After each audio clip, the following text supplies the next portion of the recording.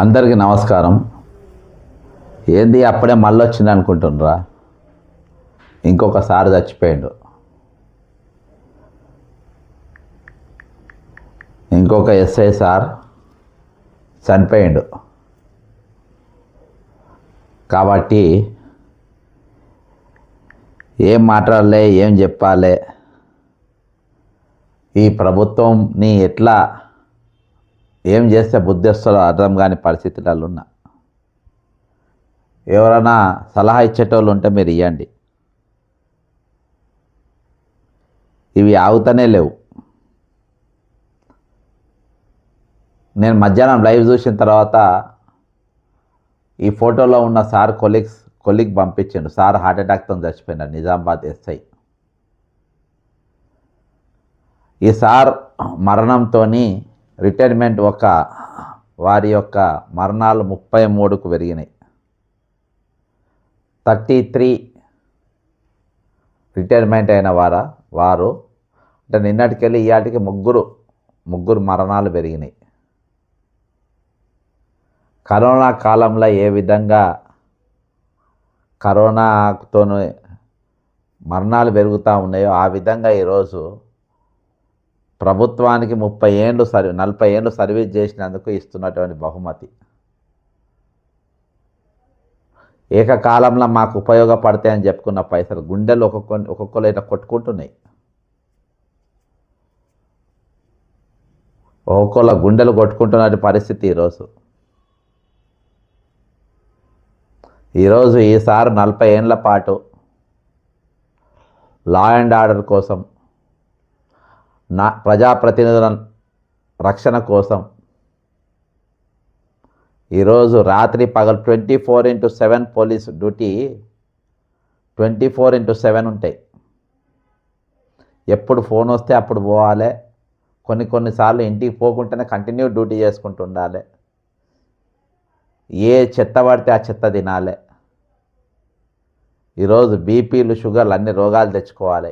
ఇన్ని ఒత్తిళ్ల మధ్యలో 40 సంవత్సరాలు ప్రభుత్వానికి డ్యూటీ చేసిన నిజామాబాద్ ఎస్ఐ గారు తనువు చాలించాడు.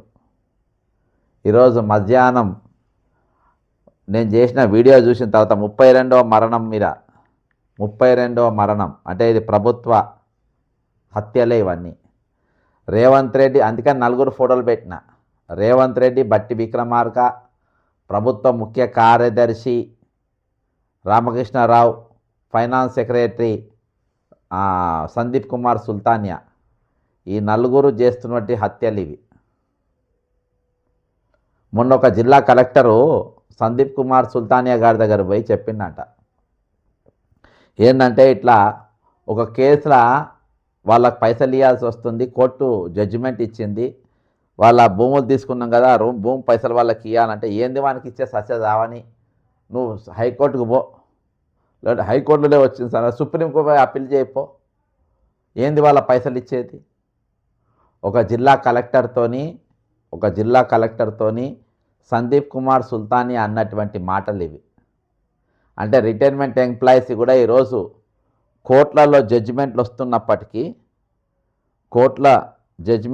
వస్తున్నప్పటికీ ఈరోజు వాళ్ళకి ఇవ్వాల్సిన పైసలు వాళ్ళకి రాకుండా పోతున్నాయనంటే ఈరోజు కంటెంప్ట్ పోవాల్సిన పరిస్థితి వచ్చింది. కాబట్టిగా హైకోర్టుకు పోయి జడ్జిమెంట్ తెచ్చుకున్న వేస్ట్ కాబట్టి అంత సుప్రీంకోర్టు తెప్పించిన. ఇవాళ చనిపోయిన సార్ పేరు నిజామాబాద్ జిల్లా సార్ పేరు MD Harfiyuddin, SI of police, appointed 1984 to 31/12/2024. అంటే మొన్న ఇంకా సార్ రిటైర్డ్ అయ్యి సంవత్సరం కూడా కాలే. అంటే రేపు 31 తారీఖు వస్తే సంవత్సరం అవుతుంది. ఈయన హార్ట్ అటాక్తో చనిపోయాడు. నిజామాబాద్ సార్ది మొన్న చనిపోయాడు. అంటే 4 రోజులైన సార్ చచ్చిపోయి ఇవాళ వచ్చింది. అంటే సార్ది నంబరు 30, 31, 32, 33, 30 నంబర్ది లేటుగా వచ్చింది. కాబట్టి వాళ్ళు తెలిసింది కాబట్టి సార్తోని ఇవాళ రిటైర్డ్ అయ్యి ప్రభుత్వానికి సేవలు అందించి 40 సంవత్సరాలు సేవలు అందించి ఈరోజు ఆగిపోయిన మరొక గుండె మరొక స్ట్రోకు.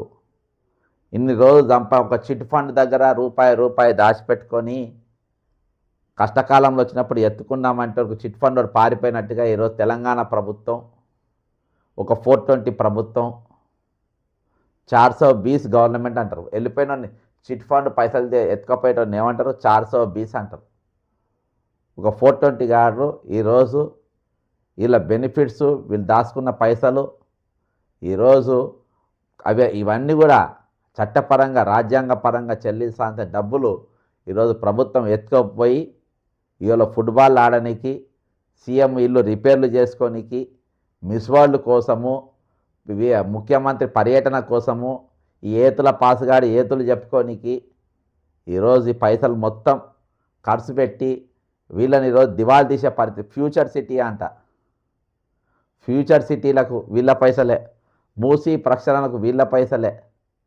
ఈరోజు ప్రతి దానికి వీళ్ళ పైసలు దారి మళ్లించి వాడుకుంటే ఈరోజు అడిగే నాదులు లేడు, ప్రశ్నించే ప్రతిపక్షం లేదు. కేంద్రం ఉన్న బీజేపీ ఈరోజు మేము ఇచ్చిన పైసలు కాగుల రూపాయి పైసలు ఎందుకు ఇది చేస్తలేమని చెప్పి మాట్లాడే పరిస్థితి లేదు. ఈరోజు పార్లమెంట్లో కూడా నోరెత్తలేకపోతూ ఉన్నారు. ఇంతమంది నాయకులు ఉండి ఇంతమంది చచ్చిపోతూ ఉంటే 33 మంది చనిపోయినారు. 33 మంది చనిపోయినా ఈయాటికి చలనం లేని ప్రభుత్వం, సిగ్గు ఎగ్గు లేని ప్రభుత్వం ఈరోజు ఇంత దారుణంగా ఇట్లా తేలిపోతూ ఉంటే ఏంది పరిస్థితి? ఏం జరుగుతుంది తెలంగాణలో? ఈ బంగారు తెలంగాణలో ఏమవుతుంది? ఈ స్వయం పాలన ఆత్మగౌరవం దగ్గర ఏమవుతుంది? ఓ సిగ్గులేని మేధావులారా, సిగ్గులేని యూనియన్ లీడర్లారా,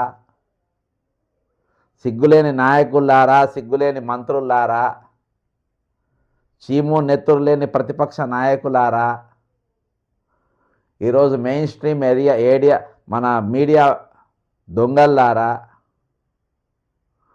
ఈరోజు మెయిన్ పత్రికలారా, ఈరోజు ఇంత ఘోరంగా ఈరోజు రిటైర్ అయిన ఉద్యోగాలు ఆకులు రాలిపోయినట్టు రాలిపోతూ ఉంటే మీ కళాలు ఏం చేస్తున్నాయి? మీ కెమెరాలు ఏం చేస్తున్నాయి? మీ చర్చలు ఏం చేస్తున్నాయి? మీ డిబేట్లు ఏం జరుగుతున్నాయి? ఈరోజు ప్రభుత్వానికి సేవలు అందించిన వ్యక్తులు ఈ విధంగా రాలిపోయే పరిస్థితి దేనికోసం వచ్చింది?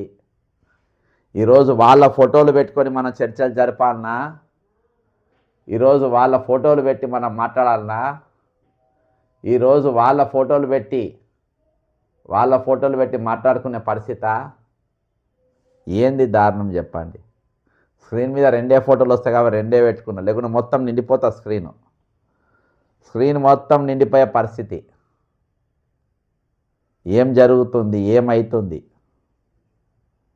ఎందుకు దీని గురించి ఇంత ఉదాసీనంగా వ్యవహరిస్తూ ఉండరు? ఎందుకు అసలు చూడనట్టుగా ఎందుకు వ్యవహరిస్తూ ఉండరు? ఈ రాష్ట్రం గొడ్డుపోయిందా? ఈ రాష్ట్రంలో ఉద్యమకారులు లేక గొడ్డుపోయిందా? ఈరోజు అంతా స్వార్థం కోసం నిండిపోయినరా? ఈరోజు ఏం జరుగుతుంది అసలు? ఎందుకు ఇంత ఘోరంగా తయారైపోయింది వ్యవస్థ? 33 మందిని చంపిందంటే ఏం చేయాలి చెప్పండి? మధ్యాహ్నంకి వెళ్ళి ఇప్పటి వరకు ఇంకో సావు కబుర్ నా ఫోన్కి వచ్చేసింది, ఇంకో మరణ వార్త నా ఫోన్లోకి వచ్చింది, ఇంకో ఫోటో ఈయన కూడా చనిపోయిందని చెప్పి ఫోటో పంపారు. ఒక పోలీస్ ఎస్ఐ కూడా చనిపోయిందని చెప్పేసి ఈరోజు వచ్చింది. ఈరోజు వాళ్ళ పోలీసుల పరిస్థితి ఏంటంటే ఈరోజు వాళ్ళకు హార్ట్ అటాక్ వచ్చినా ఏమొచ్చినా కార్పొరేట్ హాస్పిటల్ పోయి వైద్యం తీసుకోలేని పరిస్థితి. సర్కులర్ తీసిన బాజాత మీకేమనైతే నీమ్స్కి పోవాలి, ఉస్మానియా పోవాలి, లేకుండా వీటికి పోవాలి, కానీ మీ వేరే దానికి పోనీకి లేదని చెప్పి ఇచ్చారు. ఒకసారి వాడుకుంటే ఇంకోసారి వాడుకోలేని పరిస్థితుల్లో ఉన్నది. ఈరోజు 24/7 బార్డర్లో పనిచేసే వాళ్ళు 14 ఏళ్ళకో 10 ఏళ్ళకో రిటైర్మెంట్ అయ్యి వాళ్ళకి వచ్చి వాళ్ళు వేరే చేసుకుంటారు. కానీ ఈరోజు ఈ మెయిన్ స్ట్రీమ్ ఉన్న పోలీసులు వృద్ధాప్యానికి వచ్చిన, గుండె నొప్పులు వచ్చిన, కాళ్ళు ఇరిగిన, చేతులు ఇరిగిన, ఆరోగ్యం బాగున్నా బాగలేకపోయినా, బీపీలున్నా షుగర్లున్నా ఈరోజు ఆరోగ్యాన్ని పణంగా పెట్టి, ప్రాణాన్ని పణంగా పెట్టి విధి నిర్వహణ చేయాల్సిన పరిస్థితి. సరే అందులో దొంగలు లంగగాళ్ళు ఉన్నారు, వాళ్ళ గురించి అవసరం లేదు, కానీ 95% మాత్రం నిజాయితీ గల పోలీసులు ఉన్నారు. ఇటువంటి సార్లు ఇప్పుడు ఉన్నటువంటి సీన్లో చూపెట్టిన హకీం సార్ పేరు హకీమే అనుకుంటా, నిజామాబాద్కు చెందినటువంటి పోలీస్ అధికారి ఎస్ఐ అఫ్రీదుద్దీన్ హరీఫుద్దీన్ ఎండి హరీఫుద్దీన్ గారు మరొకసారి నేల కొరిగిండు. అంటే 33 మందిలా ఈరోజు నేను ఇలా రాజకీయాలు మాట్లాడ నాకు ఇష్టం లేదు, కానీ అయినా కానీ వీళ్ళు ఎస్ఐ సార్ పోలీస్ డిపార్ట్మెంట్లో 2 చనిపోయారు. ఇగో 2 పోలీస్ డిపార్ట్మెంట్కి వెళ్ళి 2 చచ్చిపోయారు. బాలకృష్ణ గారు ఆయన రిటైర్మెంట్ పైసలు రాలేదు. హరీఫుద్దీన్ సార్ ఎస్ఐ గారు, ఒక సిఐ గారు, ఒక ఎస్ఐ గారు, ఇంకా ఏఎస్ఐలు వీళ్ళు ఇంకా చాలామంది ఉన్నారు. ఈరోజు వీళ్ళిద్దరూ ఇంకా చాలామందికి పైసలు రావాలి, చాలామంది కుటుంబాలలో ఈరోజు ప్రాబ్లమ్స్ ఉన్నాయి, ఫైనాన్షియల్ ప్రాబ్లమ్స్ ఉన్నాయి. ఈరోజు వీళ్ళకి ఇవ్వాల్సిన పైసలు ఎందుకు ఇస్తలేరు? ఈరోజు డీజీపీ గారు హోంమంత్రి దగ్గర పెట్టుకున్న రేవంత్ రెడ్డి గారు ఈరోజు 2 అధికారులు మరణించారు, 2 యొక్క డబ్బులు ఇలాంటి వాళ్ళకు రాలేదు. ఏం సమాధానం చెప్తారు మీరు? ఇదొక పాయింట్. ఇంకొక పాయింట్ కూడా తీసుకుందాం ఇందులో. ఇంకో పాయింట్ ఏంటంటే ఈరోజు బీజేపీ నాయకులు కేంద్రంలో ఇగో ఈసారి కూడా ఎడ్యుకేషన్ డిపార్ట్మెంట్ ఈరోజు 35 మంది చచ్చిపోతే 33 మందిలో వీళ్ళిద్దరు మైనార్టీలు, 2 మైనార్టీలు చనిపోయినరు. తక్కిన చనిపోయినలా 31 మంది హిందువులే. మరి ఈరోజు వీళ్ళ గురించి కాక 31 మంది హిందువులు చనిపోయినా ఈరోజు బాహుబలి ఆయన రాజమౌళి ఏదో స్టేట్మెంట్ ఇస్తే మాట్లాడతారు, బండి సంజయ్ గారు మాట్లాడతారు, బీజేపీలో ఉన్న ప్యాకాట పాపారావులు మాట్లాడతారు, అందరూ మాట్లాడతారు. మరి ఈరోజు 31 మంది హిందువులు వాళ్ళకు రావాల్సిన బెనిఫిట్స్ ఆగి చచ్చిపోయినా మీరు ఎందుకు మాట్లాడతలేరు? మీరు ఎందుకు నోరు తెరుస్తలేరు? వీళ్ళ గురించి మీరు ఎందుకు ముందు పడతలేరు? ఈరోజు బీసీ నినాదం పెట్టుకున్న నాయకులు ఈ 31 మందిలో దాదాపు 25 మంది బీసీలు. మీరెందుకు మాట్లాడతలేరు? అంటే ఈ ఎజెండాలు మొత్తం మీ రాజకీయాల కోసమే, ఈ ఎజెండా కోసం మీ మొత్తం పబ్బం కలుపుకోనికే, ఈ ఎజెండాలకు మొత్తం మీ బతుకుదేరు కోసమే, ఈ ఎజెండా కోసం మీ కడుపు నింపుకోనికే. ఈరోజు ఎవరికి మానవత్వం లేదు, మానవం లేదు.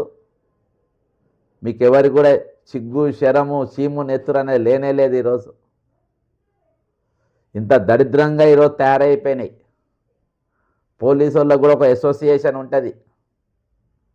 పోలీస్ అసోసియేషన్ వాళ్ళు గతంలో మహమూద్ అలీ ఉపముఖ్యమంత్రిగా ఉండి హోంమంత్రిగా ఉన్న కానిస్టేబుల్ కొడితే దిక్కులేదు. ఎస్ఆర్ నగర్ పోయి నేను కంప్లైంట్ ఇచ్చిన.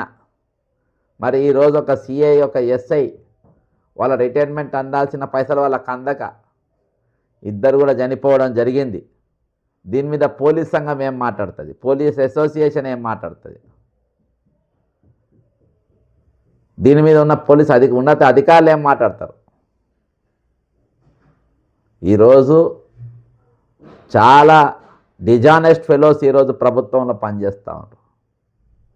ఈరోజు వాళ్ళ మొత్తం డ్యూటీలో వాళ్ళ సర్వీస్ మొత్తంలో ఎక్కడ కూడా నీతి నిజాయితీ లేకుండా ఏమైనా పరుల సొమ్ముకు ఆశపడి లంచాల కోసం ఆశపడే అధికారులు ఈరోజు ప్రభుత్వంలో ఏళ్తూ ఉన్నారు.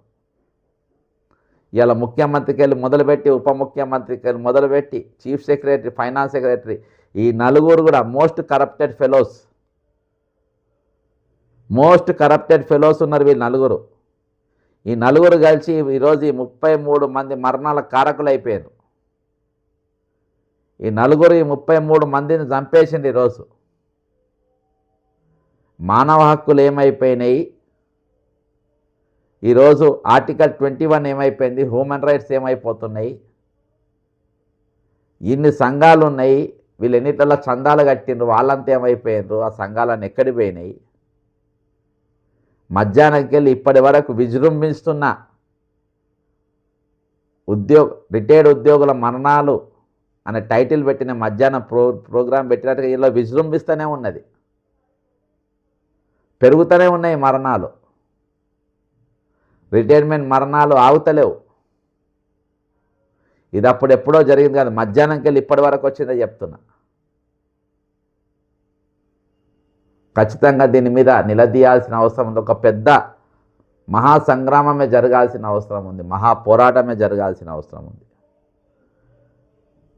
ఈరోజు రిటైర్ అయిన నాయకులారా, రిటైర్ అయిన ఉద్యోగులారా, మీకు ఒకటే చెప్తున్నా, మీ ఎంబడి ఎవరు రారు, ఏ రిటైర్డ్ ఉద్యోగ సంఘం రాదు, ఏ వీళ్ళు రారు, ఎవరు రారు. రేపటి దినాన పాపం కరీంనగర్ వాళ్ళు బాగా యాక్టివ్గా పనిచేస్తున్నారు, రేపు దీక్ష పెట్టుకున్నారు వాళ్ళు. ఈరోజు వాళ్ళు అందరు అన్ని జిల్లాలలో నడవాలే కదా, ఇది అన్ని జిల్లాలో కూడా ఈ పోరాటం జరగాలే కదా. ఉద్యోగ సంఘాలు ఈరోజు గాడిదలకు పనులు తోముతుండ్రు కదా. ఈరోజు ఖచ్చితంగా మీరే ఇండివిజువల్గా ఎవరికి వారు ఈరోజు రోడ్ ఎక్కాల్సిన అవసరం ఉంది, పిడికిలి బిగాంచాల్సిన అవసరం ఉంది. ఇంకొక మరణం కాకముందే, ఇంకో అరిఫుద్దీన్ సార్ లెక్క ఇంకొకళ్ళు కూడా నేలకు ఒరగాక ముందే ఈరోజు ఆ కుటుంబాలకు న్యాయం చేయాల్సిన కనీస బాధ్యత ఈరోజు మన పైన ఉన్నది, మన పైన ఖచ్చితంగా ఉన్నది. పోరాడాల్సిన బాధ్యత ఈరోజు ఈ తెలంగాణ ప్రజలపైన ఉన్నది. 4 కోట్ల తెలంగాణ ప్రజలకు ఈరోజు వాళ్ళు సేవలు అందించారు. మరి అసలు వాళ్ళని మనం ఏ విధంగా కాదంటాం? ఈరోజు ఈ మునగాని పోటీ అంట, ఈ మునగాడు తెలంగాణ ముఖ్యమంత్రి స్టేట్మెంట్ ఇస్తాడు, ఈయన పోటీ అంట, వీళ్ళతో కాదంట ఈయన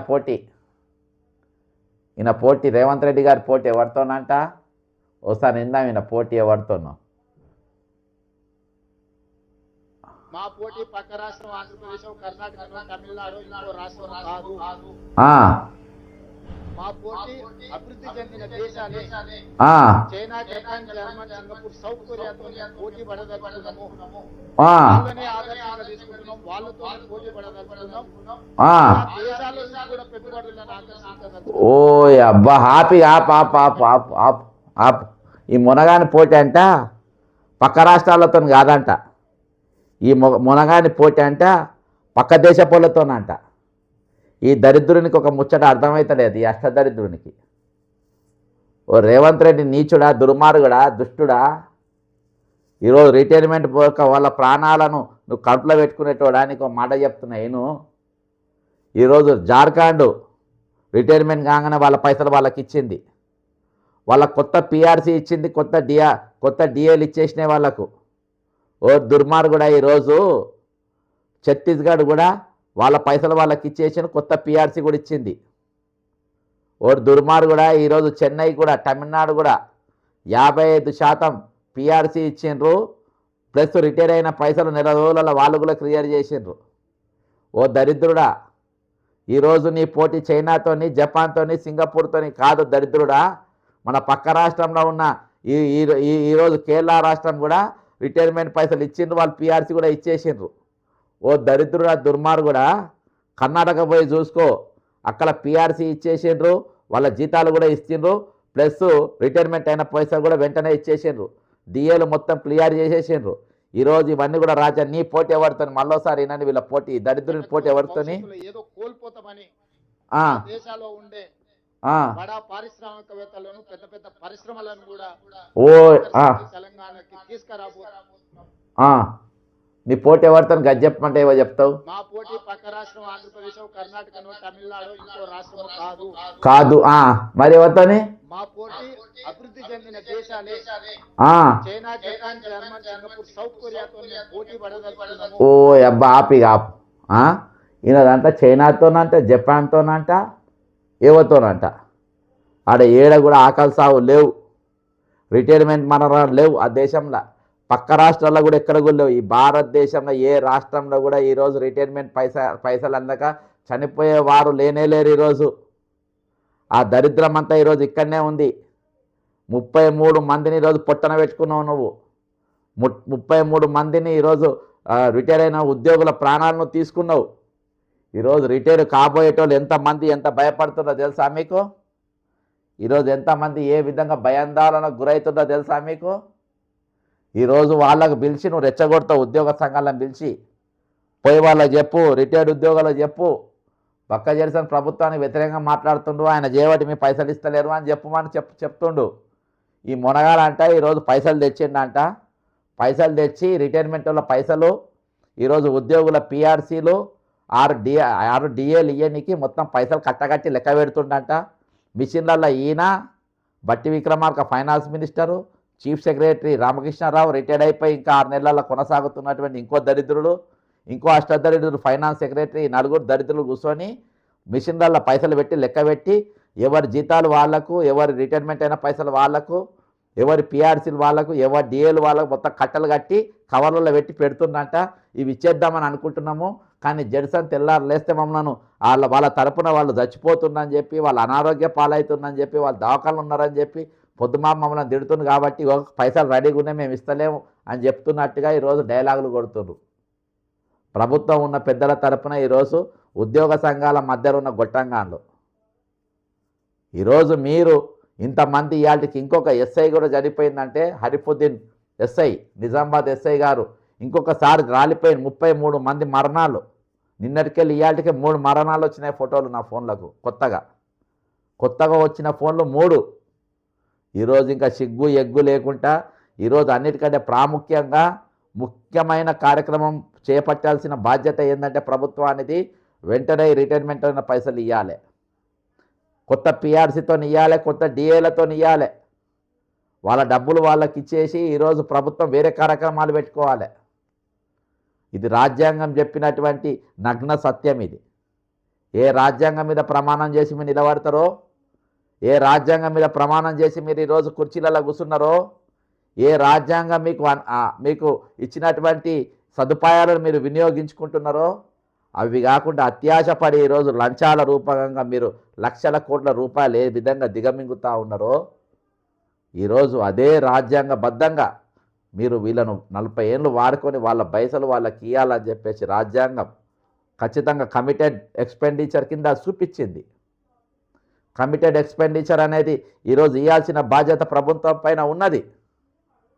దీనిపైన జాతి మీడియా మాట్లాడేది, జాతీయ మీడియా మాట్లాడేది. ఈ తెలంగాణ 2 రకాల మీడియా ఉన్నాయి, జాతీయ మీడియా, జాతి మీడియా. జాతి మీడియా అంటే కేవలం చంద్రబాబు పాటలే వాడుతుంది, రేవంత్ రెడ్డి పాటలే వాడుతుంది. ఈరోజు హరిఫుద్దీన్ లాంటి ఎస్ఐ లాంటి వారు, బాలకృష్ణ లాంటి సిఐ గారు, చచ్చిపోయినటువంటి మనోహర్ రావు సారు, ఎంపీడీఓ గారు, ఈ విధంగా అనేక మంది చనిపోయిన వాటి ముందు స్టోరీలు ఉండే, ఏముండే, ఎక్కడ డిబేట్లు కూడా నడిపాయి. ఈ ఛానల్ మొత్తం బైకాట్ చేయాలి, ఈ పేపర్లు బైకాట్ చేయాలి. ఈరోజు తెలంగాణలో మరణ మృదంగం అనేది మోగుతూ ఉన్నది. ఈరోజు మరణాలు పెరుగుతూ ఉన్నాయి. ఏ మరణ ఈరోజు విష జ్వరాల మరణాలు కాదు, వైరల్ జ్వరాల మరణాలు కాదు, రైతు మరణాలు కాదు, పత్తి రైతుల మరణాలు కాదు. మొట్టమొదటిసారిగా ఈ ప్రపంచంలో రిటైర్డ్ అయిన ఉద్యోగులకు తెగులు పుట్టింది. అది ప్రభుత్వం యొక్క తెగులు. ఈరోజు ఈ తెగులు, ఆ వైరస్ ఎవరంటే ఈరోజు రేవంత్ రెడ్డి అనేటోడు, బట్టి విక్రమ్ అనేటోడు ఈరోజు ప్రభుత్వం వైరస్ పట్టింది వాళ్ళకు. ఆ బాధతోని, ఆ వేదనతోని ఇండ్ల ముందు వచ్చి డోళ్ళు కొట్టి ఇండ్లకు తాళం వేసి ఆ ఇండ్లు కబ్జాలు చేస్తున్నారు బ్యాంకులు. ఈఎంఐలు కట్టకుంటే వాళ్ళకి ఇవ్వాల్సిన పైసలేమో తీసుకొని మీ దగ్గర పెట్టుకొని మీరు వాళ్ళతో కథలు పడతారు. అరే హైకోర్టుకి వెళ్ళి జడ్జిమెంట్ తీసుకొచ్చిన దానికి దిక్కు లేదంటే ఎంత దరిద్రం చెప్పండి మీరు. హైకోర్టుకి వెళ్ళి ఈరోజు బాజాప్తా వీళ్ళ పైసలు వీళ్ళకి ఇచ్చేయమని వాళ్ళు జడ్జిమెంట్ ఇచ్చినా కానీ మీరు ఇంప్లిమెంట్ చేస్తారంటే ఎంత గజ దొంగలు. ఒకసారి ఒక మెసేజ్, మరణాల పైన ఒక మెసేజ్ పంపింది నాకు ఇప్పుడే, మీకు కూడా రావచ్చు. విధి నిర్వహణలో ప్రాణాలు పోయినారు కావున ఆర్థిక పరిస్థితి బాగలేదని కుంటి సాకులు చెప్పకుండా వెంటనే ఆ కుటుంబాన్ని ప్రభుత్వం ఆదుకోవాలి. మార్చి 2024 తర్వాత అసువులు బాసి ఎలాంటి బెనిఫిట్స్ రాక ఎదురు చూస్తున్న మానసిక వేదనకు గురై అసువులు బాసిన 33 మంది పెన్షనర్ల కుటుంబాలను అయినా ఆర్థిక పరిస్థితి బాగలేదని కుంటి సాకులు చెప్పకుండా వెంటనే ప్రభుత్వం అన్ని విధాలా ఆదుకోవాలి అనేది నాకు పంపినటువంటి ఇది. దీనిపైనే ఇసోటి కథలే ఈయన పడ్డాడు. ఎవరు పడ్డారు అంటే మిస్టర్ చంద్రబాబు నాయుడు ఆ రోజులలో పడ్డారు. పడితే ఒకసారు అంటే రోషయ్య గారు ఏం చెప్పిన ఒకసారి విందాం. పొద్దుగాల కూడా వినిపించిన, కానీ సిగ్గులేని వాళ్ళకి వినిపించాలి కదా మాటి మాటికి. ఇది కూడా నాకు రిటైర్ ఉద్యానం పంపింది. రాష్ట్రం ఆర్థికంగా బాగా లేదు, అప్పు గుర్తలేదు, అనా పైసా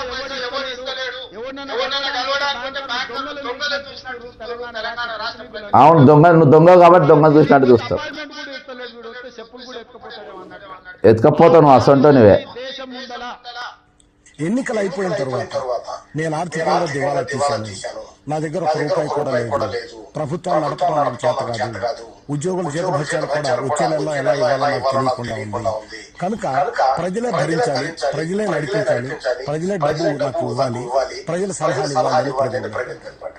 ఇది బహుశా నాకు తెలిసినంత వరకు భారతదేశ చరిత్రలో ఏ రాష్ట్ర ప్రభుత్వం కూడా అధికారపూర్వకంగా నేను దివాలా తీశాను అని ప్రకటించుకున్నటువంటి సందర్భం అంతవరకు కని విని. ఇందాక ఆయన్నేమో త్యాగాలు చేయాలంటారు, పైసలు లేవంటారు. రోషే గారు ఏం అవన్నీ చెప్పొద్దు. కమిటెడ్ బడ్జెట్ కింద ముందు వాళ్ళ జీతభత్యాలు వాళ్ళకి ఇవ్వాలి, వాళ్ళకి ఇచ్చిన తర్వాతనే వేరే ఏదైనా మాట్లాడాలి. ఈరోజు అవన్నీ పక్కన పెట్టి ఇంకో ఈయననే ఈ సోది చెప్తాడు. మా పోటీ పక్క రాష్ట్రం ఆంధ్రప్రదేశ్, కర్ణాటక, తమిళనాడు, ఇంకో రాష్ట్రం కాదు. మా పోటీ అభివృద్ధి చెందిన దేశాలే చైనా, జపాన్, జర్మన్, సింగపూర్. ఇక నోర్మి ఇగో ఇటువంటి బట్టెబాజీ మాటలు మాట్లాడుకుంటా ఈరోజు. అంటే వీళ్ళకి నోటికి ఎచ్చేస్తాట. ధనిక రాష్ట్రం అంటారు, ప్రపంచ దేశాలతో నాకు పోటీ అంటారు, ఇక్కడేమో నన్ను కోసిన రూపాయి వెళ్ళదంటారు, వీళ్ళ పైసలు ఇవ్వలేని పరిస్థితి అని కూడా వీళ్ళే చెప్తారు. కాబట్టి ఈరోజు 33కు చేరిన మరణాలు, 33 మరణాలకు కూడా ఈరోజు రేవంత్ రెడ్డి బాధ్యుడు. Revanth deputy CM, chief secretary మరియు సందీప్ కుమార్ సుల్తానియా ఫైనాన్స్ సెక్రటరీ, ఈ 4 డఫాగాన్లు ఈరోజు దీనికి బాధ్యులు. ఈ మరణాలకు బాధ్యులు. ఇందులో ఈరోజు పోలీసులకు కూడా ఈరోజు చేరుతున్నటువంటి పరిస్థితి, వాళ్ళకు ఆరోగ్య భద్రత కూడా లేని పరిస్థితి, వాళ్ళకు ఇలా గుండె నొప్పి వచ్చినా, పక్షవాతం వచ్చినా, ఏమో వచ్చినా ఈరోజు ట్రీట్మెంట్ కూడా తీసుకునే వ్యవస్థ లేదు, పరిస్థితి లేదు. ఆ కార్డు, హెల్త్ కార్డులు కూడా ఎక్కడ నాలుక గీక్కొని కూడా పనికొస్తలేవు. అతని పరిస్థితిలో ఈరోజు ప్రభుత్వ ఉద్యోగులు మొట్టమొదటిసారిగా ఉన్నారు. ప్రభుత్వ ఉద్యోగం వస్తే సేఫ్ అని చెప్పి వాళ్ళకి చాలామంది పిల్లనిస్తూ ఉంటారు. ఈరోజు ప్రభుత్వ ఉద్యోగి అంటే పిల్లని కూడా ఇచ్చే పరిస్థితి లేదు. ఈ రోజులల్లో చాలామంది గ్రూప్ 1, గ్రూప్ 2కి ఇక్కడ అశోక్ నగర్లో ఈడ బ్రహ్మాండంగా ప్రిపేర్ అవుతూ ఉన్నారు. రేపంచనే వాళ్ళ దగ్గర కూడా పోయి మద్దతు కోరుతాయి. ఇక మీరందరూ రిటైర్మెంట్ అయ్యి ఉద్యోగులు ఇంతమంది ఉన్నారు, వాళ్ళు కష్టపడుతున్నారు, వాళ్ళకి మీరు మద్దతుగా నిలబడాలని చెప్పి వాళ్ళ దగ్గర కోరుతా. ఇక ఇప్పుడు అసలు ఆట మొదలవుతుంది. 34వ మరణం కాకముందే 34 మంది ఇప్పుడు ఆన్లైన్లో ఉన్నారు. 34వ మరణం రాకముందే వీళ్ళ పైసలన్నీ చెల్లించేటట్టుగా ప్రతి ఒక్కరం కూడా మనం ఒత్తిడి తేవాలి, ప్రతి ఒక్కరం కూడా దీని మీద కొట్టాడాలి, ప్రతి ఒక్కరం వీళ్ళకి మద్దతు తెలపాల్సిన అవసరం ఉంది. ఈరోజు ఒక పత్తి రైతుల లెక్క, ఒక రైతుల లెక్క ఈరోజు రిటైర్మెంట్ ఉద్యోగులు కూడా మరణించే కాడికి వచ్చిందంటే మనం ఎక్కడ పోతున్నాం, ఏ సమాజంలో ఉన్నాం, ఎక్కడ నిలబడ్డాం. 40 సంవత్సరాలు మీరు కూలి చేయించుకొని కూలి డబ్బులు ఎగ్గొట్టుకున్న ఇంత నరరూప రాక్షసులు కాకుంటే ఏమంటారు వీళ్ళను, ఇంత దౌర్భాగ్యులను ఏమంటారు? ఖచ్చితంగా మన వీళ్ళతో మద్దతుగా నిలబడదాం. చివరి వరకు వీళ్ళకి ప్రతి పైసా వడ్డీతో సహా ఇచ్చేదాకా ఈ దుర్మార్గులు, దుష్టులు 420 గాన్ల మీద ఖచ్చితంగా మనం ఫైట్ చేయాల్సిన అవసరం ఉంది. ఈ 4 420 గాన్ల మీద ఖచ్చితంగా మనం కేసులు పెట్టాలి, వీళ్ళను జైళ్ళలో వేపియాలి. ఈరోజు పోలీస్ డిపార్ట్మెంట్కి కూడా నేను విజ్ఞప్తి చేస్తున్నా. ఈ దొంగలకు మీరు రక్షణ కల్పిస్తూ ఉన్నారు. రేపు మీ నౌకర్లు పోయిన తర్వాత మీరు కూడా మరొక అరిఫుద్దీన్ లెక్కనో, లేకుంటే ఒక బాలకృష్ణ సిఏ గారి లెక్కనో, లేకుంటే ఇంకా చాలామంది అధికారులు ఉన్న వాళ్ళ లెక్కనో ఈరోజు నా దగ్గర చాలామంది ఎస్ఐలు, సిఏలు చాలామంది తిరుగుతున్నారు మా పైసలు రావాలని. కాబట్టి ఆ పరిస్థితి రావద్దంటే ఖచ్చితంగా మీరు కూడా ఉద్యోగంలో వండుకుంటేనే ప్రభుత్వం పైన మీరు డైరెక్ట్గాను ఇండైరెక్ట్ను ఒత్తిడి తేవాల్సిన అవసరం ఉంది, పెద్దసార్లు చెప్పాల్సిన అవసరం ఉంది. అవసరమైతే వీళ్ళు మేము భద్రత విత్డ్రా చేసుకుంటామని చెప్పాలి, ఉద్యోగులు పెన్ డౌన్ చేయాలి. త్వరలో నేను అందరి దగ్గర తిరుగుతా, ప్రతి ఒక్కళ్ళ మద్దతు కోరుతా. దయచేసి మీరు కూడా ఈరోజు మనము రాష్ట్రం అంతా కూడా వీళ్ళతో నిలబడాల్సిన అవసరం ఉంది. 33వ మరణం 34 చేరక ముందు ఎవరి డబ్బులు వాళ్ళకి ఇచ్చేటట్టుగా మనందరం వాళ్ళతో నిలవాలని కోరుకుంటూ, హరిఫుద్దీన్ కుటుంబానికి మరియు మనోహర్ రావు కుటుంబానికి, మరి ఈరోజు ఎంపీడీఓ మన ఏటూ నాగరంలో మరణించినటువంటి